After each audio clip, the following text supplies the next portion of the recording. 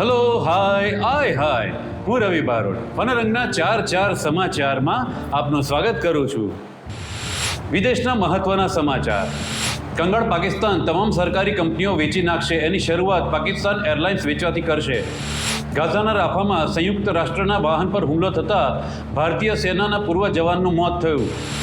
નેપાળે 100 રૂપિયાની નોટ પર ભારતના 3 વિસ્તાર હટાવી દેવાનો નિર્ણય લેવાતા વિવાદ સમાપ્ત. બાંગ્લાદેશનું બોયકોટ ઇન્ડિયા અભિયાન નિષ્ફળ. વિદેશ મંત્રી હસન મહેમૂદે કહ્યું, ભારત વિના અમારો વિકાસ શક્ય નથી. ભારતના મહત્વના સમાચાર.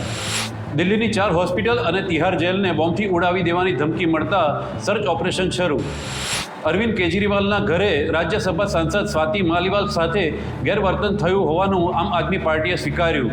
બિભવ કુમાર સામે પગલાં લેવાશે. એક વર્ષમાં 200 વાર ફ્લાઇટમાં મુસાફરી કરી સહપ્રવાસીઓના કરોડોના દાગીના ચોરના શખ્સને દિલ્હી પોલીસે પકડી પાડ્યો. આજે પુષ્ય નક્ષત્રમાં કાલ ભૈરવના દર્શન કરી પીએમ મોદીએ વારાણસીમાં સતત 3જી વખત ઉમેદવારી નોંધાવી. ગુજરાતના મહત્વના સમાચાર. અમદાવાદના પ્રહલાદનગરની કોમર્શિયલ બિલ્ડિંગના 9મા માળે આગ. 64 લોકોનું રેસ્ક્યુ કરાયું.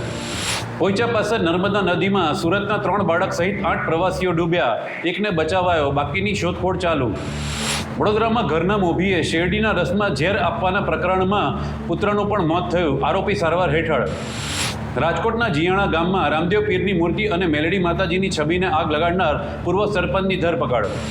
તો જોતા રહો દેશ અને દુનિયાના ખાસ ચાર સમાચાર. હું રવિ બારોટ, તમારો યાર. આગળનું તો ખબર જ છે ને.